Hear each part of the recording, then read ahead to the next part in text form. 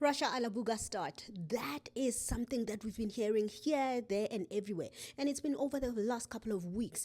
And now we really have to talk about it because just as soon as we learned those words and as soon as we learned about that program, a lot happened. How did it start? Well, influencers were said to be promoting human trafficking because they were promoting this program that is in Russia. And at some point, people started saying that children or young women were being held captive in this program because the program was really recruiting young ladies from the age of 18 to 22. So there were really fears about how many girls were recruited, how many girls are there. And then at some point, there was a figure being thrown around. People were saying around 200,000 or 250,000 girls are missing. And this is where it all went wild. So today I want us to really talk about the facts. And I did speak to 7 women who have direct experience with Alabuga. 6 of them are currently in the program and 1 of them has left the program. So we're going to look at all the nitty-gritty and hear what they had to say and also figure out what is true and what is not true. And I do want to start off by saying, before we go anywhere else, that there was never 250,000 girls missing. There isn't a number like that of girls missing. It is logically impossible. And actually, I did a bit of background research and I found that that number was actually said in a TV program, in an interview about human trafficking over a certain period of time in South Africa. It is not related to Alabuga Start, and that is the first thing that we need to talk about. Secondly, a lot of people were saying people are being held captive in the program. However, all the 7 people that I spoke to have all said that whenever you're in the program, you are free to leave. You can leave at any time. The lady who actually left the program said that she was given 2 weeks and then she could leave with only 2 weeks notice. However, does this mean the program is safe? Does this mean young women should go there? Well, I'm going to give you all the evidence that we did find. We did not find everything we had hoped to find, but hopefully this evidence will help you decide for yourself. Is this a good program for young people or not? Welcome to my channel. I am Miss Media and this is Miss Media TV, and I am a journalist from South Africa currently living in South Korea, and I bring you news from South Africa and all over the world. Please do make sure that you follow me on TikTok, on Instagram and on Facebook, and also please do make sure that you subscribe to this YouTube channel. It is brand new. If you do subscribe, that would really encourage me to continue creating content that you can trust, content that I make sure to verify. So let's get into the gist of things, right? The big issue with Alabuga Start was the allegations of human trafficking, and a lot of people felt that human trafficking perhaps meant that people were taken away to a place and they couldn't go back home. In this case, that is not what it looks like it is, right? People were also worried that this program itself is a scam. And I can confirm that this program is not a scam as a whole. So it is a real program that exists. It is there in Russia. It is running and there are people working there. But what was in question is what happens when people start working there and also how people start working there.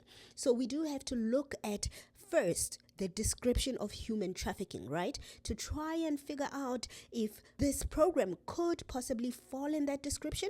So let's first talk about South Africa. So South Africa values human rights and it does subscribe to UN protocols. So South Africa essentially follows the laws of the UN. And there is a Palermo protocol. It's called the Palermo Protocol to prevent, suppress and punish trafficking in persons, especially women and children. And this is part of the UN, and South Africa has signed up to say they will abide by this. So they will make sure that this does not happen in our country, and if it happens to anyone who is a member of our country, South Africa will come in and try to solve it. So in July of 2013, South African president, at the time it was Jacob Zuma, he signed this protocol, right? He signed it into law, so it is part of our law. So it lists 3 requirements that have to be met in order for a situation to be called human trafficking. So first of all, the person has to be delivered, recruited, transported, transferred, harbored, sold, exchanged or leased within the borders of South Africa or outside the borders of South Africa. So we can agree that in this case, people have moved across the borders, right? They were recruited. So that is one of the requirements already met. And then the second requirement, there has to be a threat or use of force or coercion, abduction, fraud, deception, abuse of power or vulnerability, or payments or benefits to a person in order to be able to control the victim. So this is one of the requirements that I think we need to discuss very deeply, because the allegations that we've been seeing, especially from the article that was written by the Associated Press as well as by Bloomberg and other media houses, they allege that the women who are taken into this program go into the program having applied to do one thing. For example, they will apply to do catering, and then when they arrive at Alabuga Start, they are given a different job, which according to the media would be assembling drones, which are one-way drones which are sent by Russia to Ukraine, and they detonate in Ukraine. So essentially these are weapons, right? And in that factory, these news articles are saying that there are chemicals which are dangerous, and these news articles allege that women are not told beforehand that this is what they are signing up for. So if you look at this definition in the UN protocol, point number 2, it says, I'm going to read it again to you. It says, there has to be a threat, use of force, coercion, abduction, fraud, deception, abuse of power or vulnerability, or payments made to another person in order to control the victim. So I think in this case, the things that are in question is whether there were threats, whether there was coercion, whether there is fraud, deception, abuse of power, or vulnerability involved. So this is what this entire case seems to hinge on. And remember, all of these different things that I listed, deception, fraud, abuse of power, you only need one of them to exist. So you don't need all of them to exist in order for point number 2 to be met. You just need one of them to exist. And then the third requirement for a situation to be called human trafficking is that the victim has to be trafficked for the purposes of exploitation, which includes sexual exploitation, servitude, forced labor, child labor, or the removal of body parts. So this is another thing that is in question, Point number 3, are the victims being taken to Alabuga Start for the purposes of exploitation, which could be any kind of exploitation. In this case, it seems what's in question is servitude. Servitude is almost working like a servant, so being overworked. And then forced labor. Those are the things that are in question, right? So now that we understand that human trafficking is not only about being taken by force, you can actually be trafficked even though you are able to leave. The only things that have to be met is that a person has to be transported or recruited. So for instance, I'll tell you the 3 points that people could potentially say are involved in this particular issue, okay? So a person has been recruited, point number 1 met, recruited, right, across the borders of South Africa. That's point number 1. Number 2, there has to be fraud or deception. That's what people are alleging. So that would be number 2 met. And lastly, the victim has to be trafficked for the purposes of exploitation. So this is essentially what people are alleging. And this is the definition of human trafficking that I believe the media is relying on when they say that the workers at Alabuga Start are potentially being trafficked. However, bear in mind, nothing has been proven. All of this is allegations, and I'm just here to explain the allegations to you. As things stand, Alabuga Start is operational, and It seems there is an investigation by Interpol. However, it is operational. Nothing has been proven. They were previously at the University of Botswana and they were asked if they manufacture drones. And they said, no, they do not manufacture drones. So in everything that we're going to speak about today, just bear in mind that it is all allegations. I'm simply explaining to you the allegations that are out there, why they are out there, and what the people at Alabuga Start have said. None of it has been proven as yet. It looks like investigations are still ongoing and the media is still trying to figure all this out. But we can talk about what we know for now. Alabuga Work and Travel is a program that will help you realize yourself and all your opportunities. With the glossy website and upbeat social media promotions, Alabuga Start targets young African women who are promised work-study programs in Russia's Tatarstan region. But the reality is different according to an investigation by independent think tank, the Institute for Science and International Security. We've estimated that roughly 90% of the women who go to Alabuga end up in the drone program. This year, it expanded its focus to richer countries such as Botswana and South Africa, the continent's biggest economy, promising flights to Russia, cheap accommodation, and an opportunity to learn the language. When they get to Alabuga, they have a rude awakening in terms of what they were promised and what the work is that they're actually doing. And this is at its core extremely deceptive practices. The Institute for Science and International Security says that the program manufactures Shahed 136 kamikaze drones, which have been deployed in Russia's war against Ukraine. The Global Initiative Against Transnational Crime warns that the recruits are being dragged into the front lines of the Russia-Ukraine conflict without their informed consent. So let's talk about the job offer itself. According to what was advertised and what is in the Alabuga Start program, there are different jobs that people can do, and the program is only open to women who are 18 to 22 years old, and you can work in catering, transportation, you can work in production, you can work in many different trades. You know, there are a few options to choose from, and the jobs start at around $541 a month, which is around 10,000 Rand a month, but I've seen jobs that go up to $1,400, which is closer to 28,000 Rand or closer to 30,000 Rand. So the jobs do have different amounts that they pay. The influencers that promoted this are Cyan, Boujee, Munaka, Sima, Peachy Sprinkles, Zilwizi, and Ayalanga, among others. There are others as well who promoted this program, and they basically promoted it as a chance of a lifetime. Now, the big question was, did they know? Were they part of this cover up that is now being suspected? Well, according to the 7 girls, all the 7 girls that I interviewed, they believe that these influencers did not know that there was something sinister about the program. They believe that the influencers were not suspicious of anything because they came there, and the women say they spoke to these influencers and everything seemed okay. Cyan Boujee did make a video saying that she suspected something was wrong. Now let's listen to that video that Cyan Boujee made.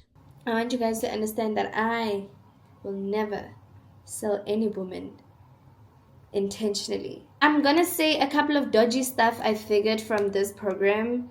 This was a voice note I sent immediately on the day 31st of July, Thursday. I sent to my PR manager and I was explaining that kukona into of CC. I want to share a few parts that I'm kind of concerned about, especially if they are willing to work with more influencers in the future. I was so specific to say, if you guys want to work with any other influencers, something is going to expose this brand. I'm worried about the kids. I'm worried so much about the kids because when I interviewed the kids, which was, it was yesterday, most of them were not happy, especially with the answers they had to give, on camera.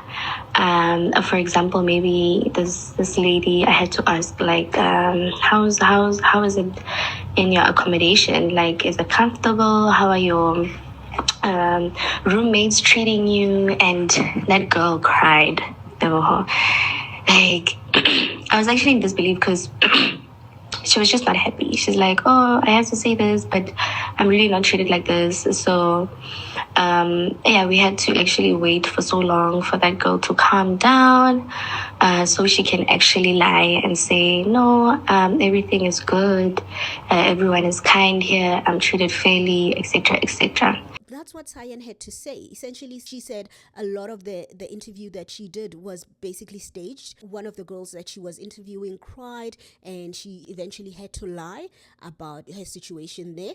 But then there's also Monaka, who explained that she suspected something. She actually asked the people at Alabuga Start about it, and they gave her a spreadsheet, and they also gave her information and told her that media reports were fake, and she believed it and went ahead with the program. I actually did speak to one of the girls who spoke about meeting Monaka, and she also says Monaka didn't seem worried when she was there. Let's hear what the worker at Alabuga also had to say about meeting Monaka. So I'm very, very safe here. I'm even safer in South Africa because we know the high cases of rape, human trafficking. So none of that is happening here. I can go at 3 a.m. in the streets and nothing will happen to me. I met Monaka and Ghost, but I didn't speak to Ghost. We just had a brief, it wasn't much. But the person I spoke to was Monaka. I'm one of the girls. If you watched Podcast and Chill today, she said she met 2 South African girls, and we told her that we are okay. And yes, we are okay. Cyan, when she came here, she didn't even want to come for the meet and greet. Hence, we had to speak to Monaka. Both of them were supposed to be there, but she decided not to show up. Cyan also said her experience was that some of the girls were told what to say, and they told her that they were told what to say, and these are not the answers they want to give her. And you also had an opportunity to speak to Monaka. Were you speaking from yourself, or were you told what answers to give? No, I was speaking for myself because it was just us girls in the room with Monaka. Nobody was there, no HR, no PR team, just us. And we were even allowed to speak in our own language because, we are South Africans. And so that's what happened with Monaka. And then we have Siamtanda, right? Siamtanda was there at Alabuga Start, and she asked them the right questions. She actually did say to the people at Alabuga Start that this can look dodgy. Why are you asking for girls, or rather women, between the ages of 18 to 22? It is not going to be easy for me as an influencer to say this. So she was asking a whole lot of very relevant questions, right? And presumably they gave her answers that satisfied her. So this is essentially where it stands with the influencers, right? But let's look at what are some of these red flags that people started talking about. The reality is that the program does have jobs. They do pay people, and you can leave if you want to leave, and they get Russian training, language lessons that they learn while they are there, and then they do their jobs. According to the women that I spoke to who are there, they say they work 12-hour shifts, and they do 2 days working and 2 days studying, and they alternate that way. They do largely admit that they work hard, but they say they understand it's the culture of that country, and also they didn't go there expecting to be on holiday. So while they say they work hard, they say they also understand the circumstances around why they work hard. And I saw when I posted this on TikTok as well, a lot of people in the comment section were saying, well, all jobs are hard, so that is one thing. However, when the Associated Press reported on this, and you remember the Associated Press also interviewed some girls, some women about this issue, and they had said that they're being worked very, very hard. And that was one of the allegations that news report was focusing on. Let's look at perhaps the most damning allegation about Alabuga Start.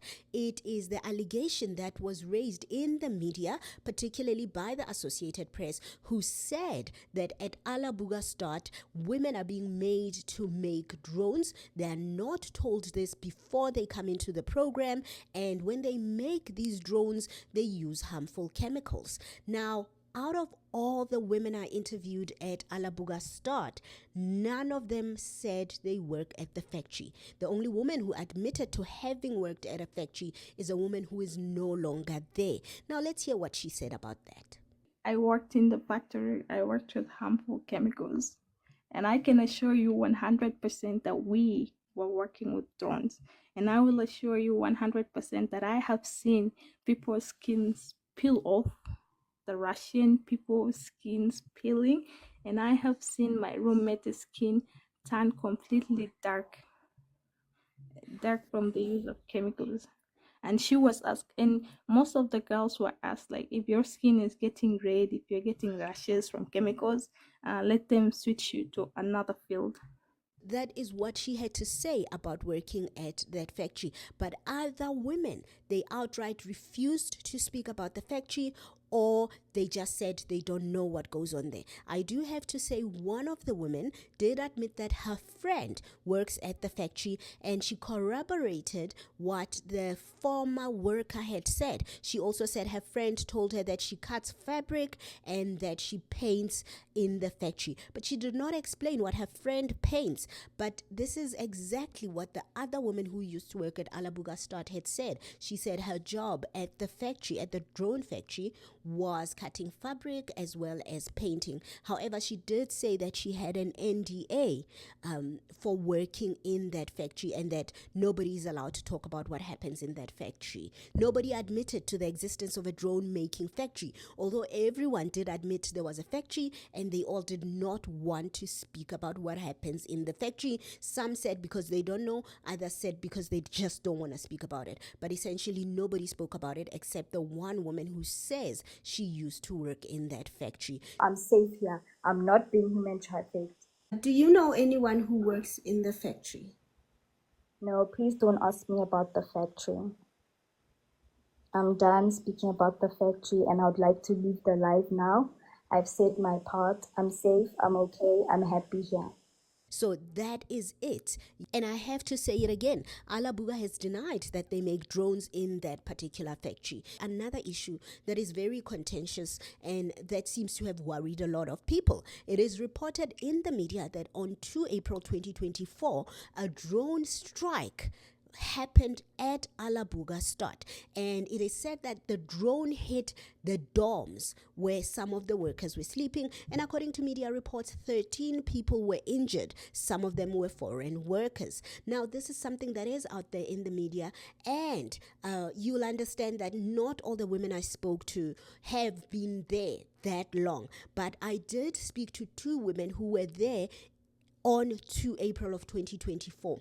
One of the women is still working at Alabuga, and she admitted, she said that she was there when the drone strike happened. She admitted that it hit one of the dormitories where the women where they sleep, and also another woman who used to work at Alabuga Start, who was also there on 2 April of 2024, spoke about it as well. She also said that she was there when the drone hit the dormitory where the women sleep, and she did say that some women got injured. I have to backtrack and say the woman who's currently at Alabuga, she said she doesn't know anything about the injuries, but she did confirm that basically the dormitories where the girls are sleeping were attacked. So allegedly on 2 April 2024, there was a drone strike that from Ukraine, a drone that came in from Ukraine, and it hit one of the accommodations, one of the hostels. And allegedly at that time, 13 people were hurt. You must have been there at the time. Do you remember that incident? It's an openly publicized incident. Do you remember that incident? Yes, I remember, but I can't actually describe about it because I sleep in pyramid. I was not sleeping in hostels. That happened in the hostels, in the headquarters. Ah, okay.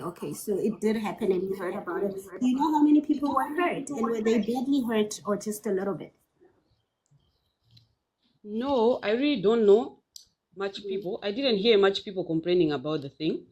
I think it was just maybe constructions, not really people, if I'm not mistaken. So this is what has been in the media as well. The concern that the area where the factory is, where Alabuga Start is a target of Ukraine. So of course there have been worries about future strikes. So that is definitely something that is out there in the media, and something that was confirmed by somebody who currently works there and somebody who used to work there. They say they were there on that day. So essentially those two things seem to be the major concerns about Alabuga Start. And, it has become such a big issue, and the influencers are now upset that they have lost their accounts, and some people are feeling that the accounts were banned wrongly, and there's just so much going on around this issue, but also so much misinformation and so much